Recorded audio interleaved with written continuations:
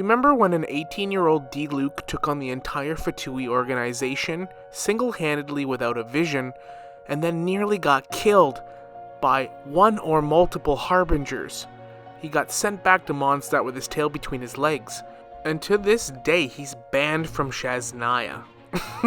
The Fatui and the Harbingers are the most feared and strongest military in the entire world, and an 18-year-old kid took the fight to them, and he caused such a headache for them that he's banned. He's banned there for life. That is an incredible story, and I want to go over it. But he had a guardian angel who saved him. But if we're being serious here for a second, Diluc should be a corpse right now. It's a miracle that he's not. This is something we've known in the game for a long time, but some of the older lore when the game first came out, we knew next to nothing about the Harbingers and a lot of different details about Genshin. But now we know so much more, so I want to revisit this and actually try to figure out who almost killed Diluc, who actually confronted him, and how did this all go down. Diluc is not suicidal. He had a mission and he had a reason for doing what he was doing. So I'm going to briefly touch on why that is, and then theorize who I think actually challenged him or confronted him, and who potentially saved him. But in order to understand why he almost got killed at the hands of the Harbingers, we have to understand why he was even there in the first place, and how he even drew their attention. To start with, Diluc's father, when Creepus was young, he dreamed of becoming a knight for the Knights of Favonius, but he did not qualify to become a member. He was just not cut out for it. Despite not being able to achieve his dream, he was however very vital to Mondstadt and contributed a lot through his business. And when he eventually did have a son, he wanted him to join the Knights so badly. And Diluc was very close with his father. His father was a very loving, kind man. So Diluc wanted to please him, and Diluc was a prodigy. He trained rigorously and easily passed the Knights' trials, becoming the youngest cavalry captain in the Knights of Favonius history. When Kaya was abandoned near the winery around a decade ago, Creepus took him in and treated him like his own, and he would become Diluc's stepbrother in a way. Kaya always felt torn between Mondstadt and Conria. At Angel's Share, Creepus holds a celebration of Diluc's coming of age, and on their way home from this, they were attacked by Ursa the Drake, the same monster that Vanessa defeated long ago. The transport fleet that was with Diluc and his father was killed by Ursa the Drake. Creepus used a delusion to protect his son and defeat Ursa. The power he wielded was so great that Creepus was mortally wounded, as we seen delusions do to people, and after defeating Ursa the Drake, Diluc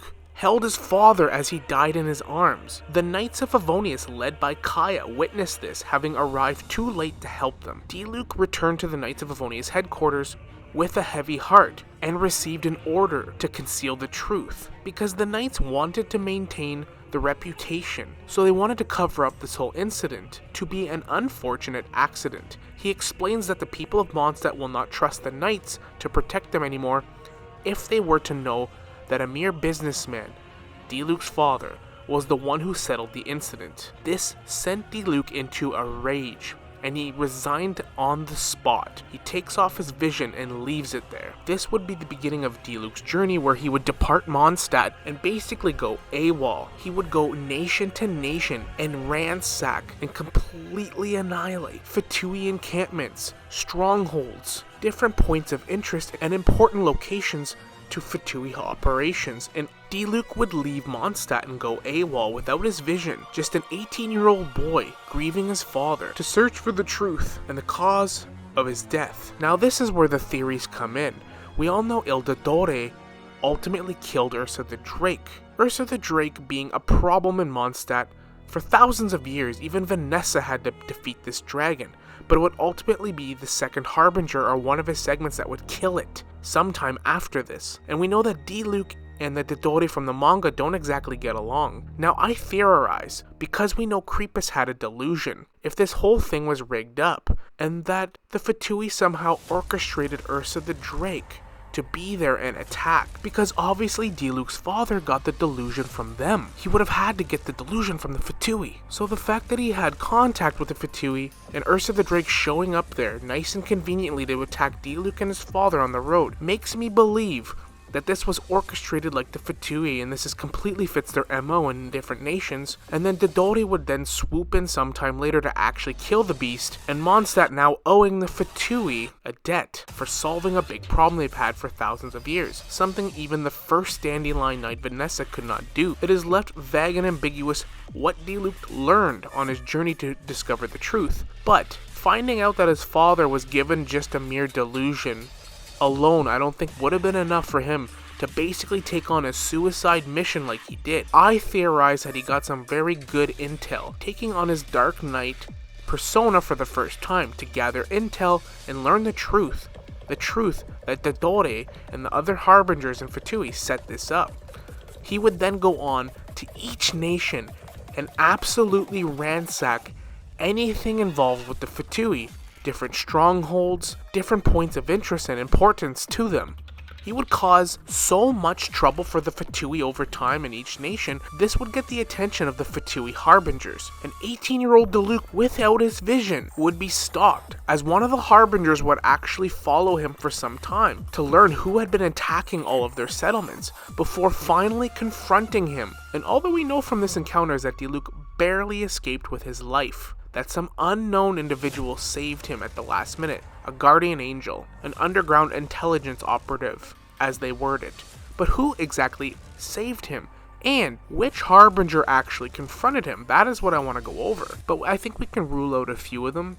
Child is younger than Diluc, and because he's 18, I don't think Child would have been the one to be there. I don't think the businessmen like Pantalone or the Rooster would have been likely to stalk, keep tabs on Diluc for a while he attacked their strongholds and different points of interest. That just doesn't fit their MO to me. I think that would be a little bit beneath Harbingers like La Senora. I think La Senora is just a little bit too arrogant to sit in the shadows and watch. If it was the captain, Diluc would already been a corpse long before he got to escape with his life. One of the Dodori's segments could make sense, seeing as that they might have caused this whole incident with his father to begin with, but I feel like we would have heard about that in the manga then, unless they want to leave it ambiguous. But I feel like the manga Dodori would have mentioned that. Didn't seem like they had an encounter previously, so I really don't think it's Dodori. Columbina is a pretty good option because she is really high ranking, and I could see her stalking him for a while. She has such an ominous aura about her, and her powers are hinted to be completely psychological, lethal in a very unique way. Like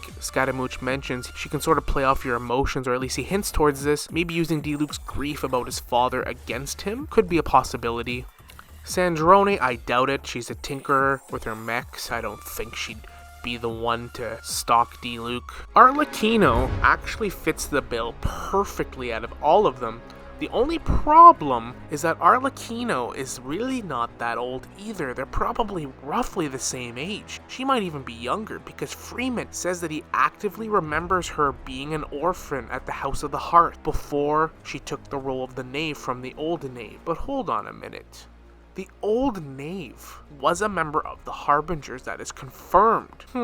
What if the old original knave was the one that confronted Diluc? She does seem to be a little bit cynical and heartless. I would assume she has a very similar MO to Arlecchino, being somewhat of an assassin stereotype Harbinger with a very similar skill set. Arlecchino was raised by the old knave, so I'm pretty sure most of her habits and her fighting she probably picked up. When you're a child, that's when you're at your most developmental. So I'm sure that a lot of the kids at the House of the Hark learned their fighting style and were trained as Fatui soldiers by the 4th Harbinger and her regiment. So for Arlecchino, the current knave and the old knave to have similar fighting style and similar abilities makes sense. Plus, it makes sense for Hoyo versus Stereotype to be similar Harbingers. So I actually think, in my mind, the 4th Harbinger, the original knave, was probably the one that actually stalked Diluc for a while to gather intel on who had been raiding their encampments and ultimately confront him before being rescued. Another strong possibility would be Scaramouche. This would also fit his MO, because we know Piero sent him to Liyue and Mondstadt to kill the Traveler back in 1.1. The only problem with this though, Scaramouche for the most part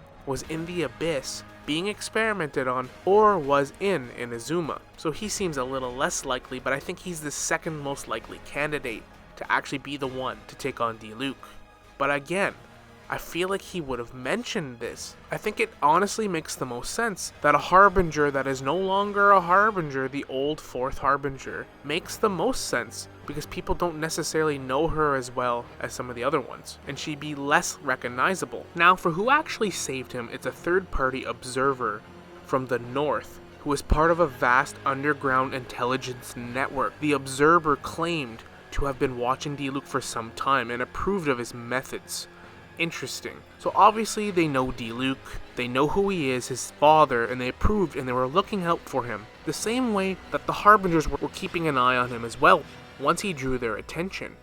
So who do we know in the game that's powerful enough to keep an eye on Diluc and actually help him from the Harbingers without the Harbingers actually knowing about it? See, back in the very earliest days of Genshin, we knew next to nothing about the overarching story. So all this intel was incredibly ambiguous. It was just very vague. But right off the top of my mind, the Hexen Circle Witches stand out. They are an underground organization that's in the shadows, always acting.